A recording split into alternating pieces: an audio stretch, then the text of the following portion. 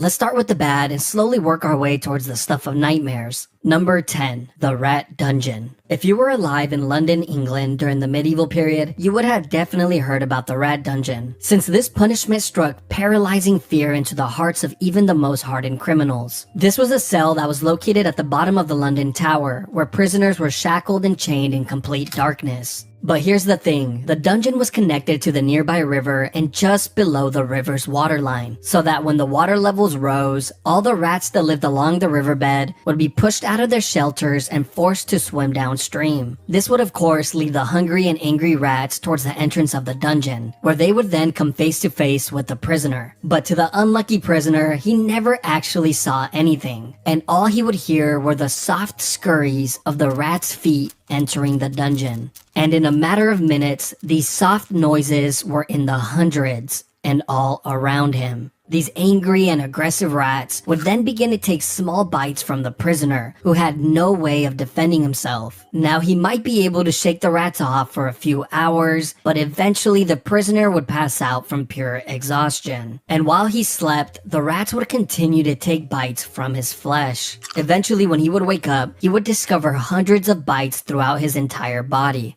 But it didn't stop there. The prisoner was left here for days or weeks on end, depending on his crime. But towards the end of the medieval period, this form of punishment just got more and more deranged, eventually becoming a form of execution, where prisoners would just be thrown in the dungeon and forgotten about. Number 9. The Rack. This was yet another punishment that took place in the London Tower. The rack was a torture device that was used in many places throughout history. This form of punishment was originally designed for getting a confession, usually from criminals, slaves, or prisoners of war. The device looked like a large ladder, but instead of secure steps, they would actually rotate like a rolling pin. You see, when a prisoner was placed on the rack, he would have his feet and wrists tied to a ratchet pulley system, where two legal officials would slowly tighten the ropes and locking them in place, placing an increasing amount of strain on the prisoner's shoulders, hips, knees, and elbows with every single turn. This was all done to get information, but of course, a lot of the times the truth was not accepted as reality, and the prisoner would then begin to say whatever he believed the officials wanted to hear. Sometimes it would work and the prisoners would be let go, while other times they would be tortured even more for lying. When the whole ordeal was over, prisoners were usually released with dislocated joints, but oftentimes they were left completely paralyzed. That was the case in England in 1447 when a 25-year-old girl named Anne Askew would be tortured on the rack for hours and hours on end and left completely paralyzed after all her joints were dislocated. She was then carried on a chair and burned alive at the stake. All this because she read and memorized scriptures from the Bible, which she preached in private to a small group of women, which were the exact women she refused to name and expose during her torture. You see, during this time period, if you followed any religion other than the Catholic Church, you better not say a word to anybody, including your own husband, which was the person that turned her in. Number 8. Keel hauling. This brutal punishment was carried out at sea on sailors who would steal or be violent towards others and would usually result in death. Keel hauling would start with a sailor having his arms tied with a rope, then looped around the entire circumference of the ship before being tied off to his feet. The sailor would then be thrown overboard while the group of men on board pulled on the rope to slowly drag him around the outside of the ship, including over the keel, which is how this punishment gets its name. But a lot of the times, the sailor wouldn't even have to worry about it, since they were dead before they ever reached it. Kinda just depends on how hard the guys on the rope feel like working that day. Not only would the sailors be drowning and getting their backs and necks broken on the keel, they were also getting sliced apart like a cheese grater by all the sharp barnacles on the outside of the ship. But if by some miracle a sailor actually happens to make it all the way around the ship without dying, one of three things will happen. 1. He would be sent for round 2, and for sure be dead by then. 2. Be freed and allowed back on the ship, where he would then slowly die to infections. Or 3. Live the rest of his life single and being made fun of, since he was now fully covered in scars from head to toe. Number 7. Crushed by elephants. Now we are getting to the part of the list where living is no longer an option. This form of punishment has been used by many countries throughout history, but was most recently used by India in the 19th century. Which is really not that long ago if you really think about it. Like, your great-grandma could have witnessed one of these. What type of crimes would you have to commit to be crushed by an elephant, you might ask? Well, apparently if you failed to pay your taxes, that was good enough. And of course, stealing or being an enemy soldier was also a great way to become a tortilla. But the most disturbing case in history was when the 4th Mughal Emperor of India ordered an enormous amount of criminals to be crushed to death in a single day, simply because he was bored and needed some entertainment. The guy who forgot to pay his taxes, crushed. The man who stole an apple from the local market, crushed. The little orphan who jaywalked across the street, crushed. The man who murdered his neighbor and added his remains to a large pot of tomato soup, then fed that soup to his family and watched them eat it from the shadows with a creepy smirk on his face. He's alright. Apparently he makes a damn good soup. There are a few ways that this public execution goes down, but one thing always stays the same. There's always a guy on top of the elephant controlling its every move. And this was very intentional, as this was meant to showcase just how amazing the ruling class were. I mean, look at them. They can control an elephant. Now be impressed. The first method of execution was the one that you better pray for if this was going to be your fate. Here, the criminals would have their arms tied behind their back and their heads placed on a pedestal, where it was then crushed like a grape by the elephant's foot. Now, the second method is much more cruel. The criminal would be placed flat on the floor with their arms tied behind their backs. Then the elephants would be guided to walk over the person's body, and hopefully the criminal would die on the first go. But sometimes they just end up crushing a leg or an arm, so the elephant then has to make a U-turn and try again and again and again. The final and worst way is when a highly trained elephant was guided to slowly crush the person limb by limb. They would first crush the arms, then the legs, and then poke holes in them with the tusk, until eventually dealing the final blow to the head or torso. This is the more theatrical route that rulers like the 4th Mughal love to take, and made for a truly traumatizing experience for everyone. Except for the 4th Mughal. He loved it. Number 6. Impalement. Probably one of the grossest and most cruel forms of punishment on the list. This has been used by a few countries throughout history, but was most recently used in Egypt in the 17th century, usually against criminals that were highway robbers, grave thieves, or anyone who would try and start a rebellion. This punishment would start by having a criminal lay flat on their stomachs with their arms tied behind their back. They would then be sliced open with a razor to increase the size of their back door. And as soon as that incision was made, the cut would be lathered with paste to instantly stop the blood. They would then thrust in a long wooden stake that was the width of a man's arm, which was sharply tapered on one end. They then begin to hit the wooden stake with the mallet, pushing it further and further in. And of course, the stake was greased up beforehand to make this process a lot smoother. And once the stake has popped out of the criminal's shoulder, head, or mouth, they were pretty much long gone. He is then planted next to a busy road, like a Halloween decoration, to remind everyone that this is what happens when you break the law. They will be left there for the entire day and removed the following morning before the body begins to stink. But wait, there's another version of this as well. You see, on some occasions, the criminals would only be impaled just deep enough to keep them in place, but not too deep that it would cause immediate death. They would do this by having stakes that had a seated position on them to prevent the person from sliding down any further. They would then be placed on a busy road where they would suffer for hours and hours, pleading to people walking by for help, until eventually succumbing to their wounds.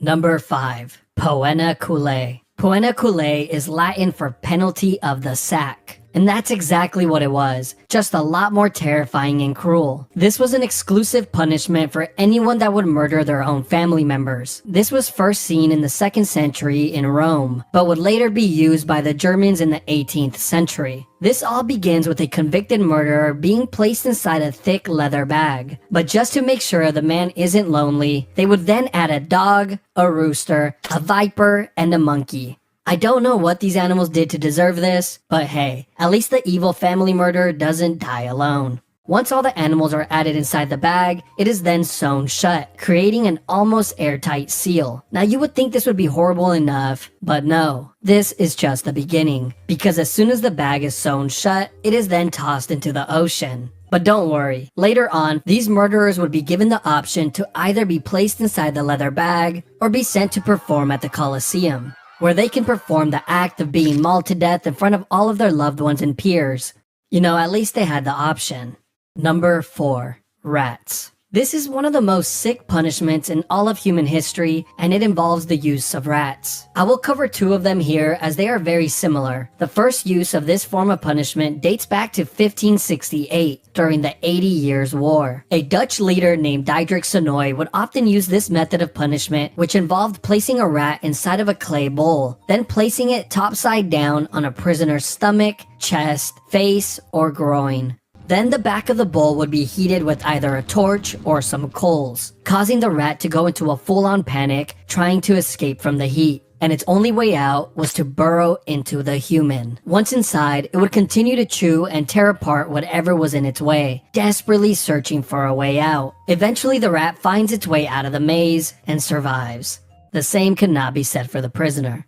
But the second method was much, much worse, and was highly secretive since it was used under the guidance of the dictator Augusto Pinochet, where he held power from 1976 through 1983. They called it the rectoscope, and I'm sure you have already figured out where this is going. Yes, it's exactly what you think. They would place a tube on a prisoner's back door, then insert a rat inside of the tube. The rat would then begin to burrow its way in. These people were so sick that they actually expected the prisoners to answer questions while this was going on. Eventually, the rat would find its way in and begin to move forward to find its way out. Nobody really knows how many people died from this punishment, but we do know that a ton of people went missing when this dictator was in charge. Number 3. Gibbeting. The last known use was in the early 1900s in Afghanistan. This all came to light in 1921 when the National Geographic published this image in their magazine. This was also used in the United States from time to time during the 17th and 18th century. One notable example was in Boston, Massachusetts, where a few pirates were hung at the Boston Harbor, which served as a warning to any sailors that were approaching Boston.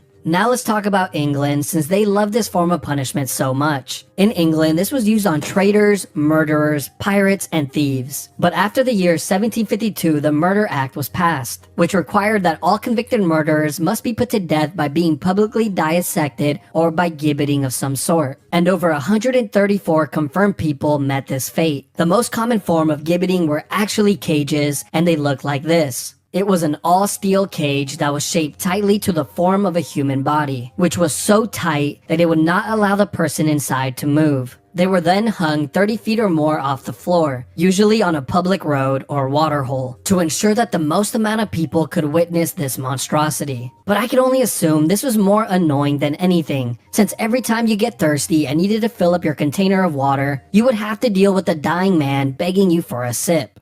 Over here! But the annoyance and torture of the public didn't stop there, because after the criminals would die in the cages, the body would be left inside to rot for years and years on end, with the locals complaining that the smell of death was so pungent that they couldn't even sleep at night. There's even been reports that some human remains stayed inside of these cages for over 20 years, before a government official would finally remember to clean it out. Number 2. Scaphism. This was a form of punishment that was used by the ancient Persian Empire on anyone that would be convicted of murder. First, the criminal would be placed inside of a boat on their backs and tied down. The boat had 4 holes cut out so that the person's arms and legs would be outside of the boat and in the water. They were then force-fed large quantities of honey and milk until their stomachs were visibly full. They would then proceed to lather their entire body with the milk and honey as well. After all these steps were completed, he was then pushed out to the middle of the lake where he was completely exposed to the heat of the sun. But the sun would soon become the least of his worries. You see, the reason they fed him milk and honey was not because it was a great last meal, but because this combination causes a person to get extreme diarrhea, which mixed with the sweet honey attracts rodents, bugs, wasps, bees, flies, and whatever other animals live near the lake. After being tormented by the animals throughout the entire night, you would think that the daytime maybe gets a little better. No, because as soon as the sun rises the following day, the person inside of the boat gets another gigantic meal of milk and honey and an additional lathering. This would be done on a daily basis to prolong the punishment for as long as possible. It was also well documented that the rodents would continuously attempt to burrow inside of the person through their back door. They were probably trying to get a head start on their next meal. A writer named John Sonaris wrote in great detail about one of these incidents. He would go on to say that it was one of the most horrid and cruel forms of punishment since it was terribly long and seemed to have no end in sight. He wrote about a man who survived for an entire 17 days before he finally died from his wounds. Apparently, the man spent his last few days with his entire face completely covered with wasps, and his flesh rotting away filled with swarms of parasites and worms, all while being covered in his own filth.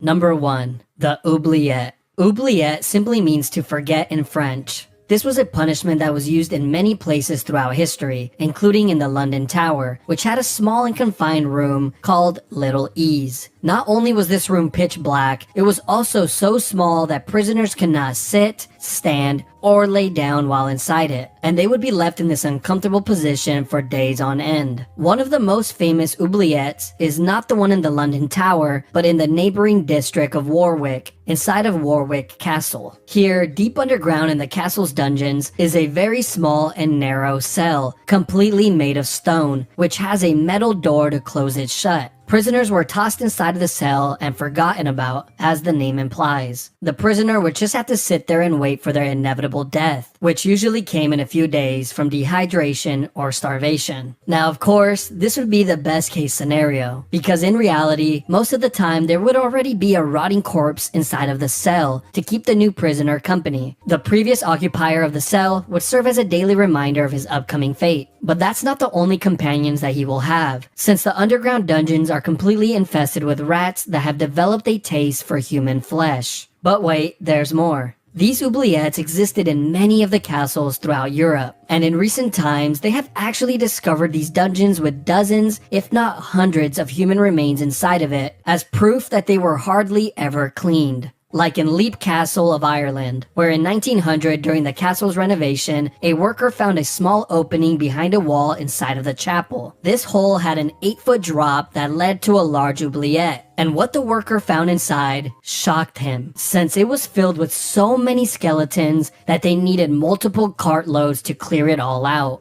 But just when you think this section is over, it just keeps on giving. You see, there's been many stories of men who have been placed inside one of these dungeons and kept alive for years and years on end, surviving off crumbs of food and minimal amounts of water, prolonging their inevitable demise for as long as humanly possible. These cells were sometimes even placed on ground level so they can hear the voices and laughter of the people outside. An experience that they will never get again in this lifetime.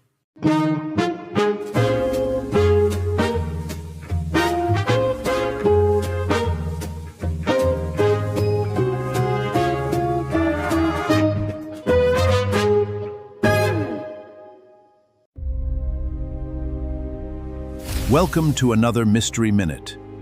Can you solve this magic? Like and subscribe for more.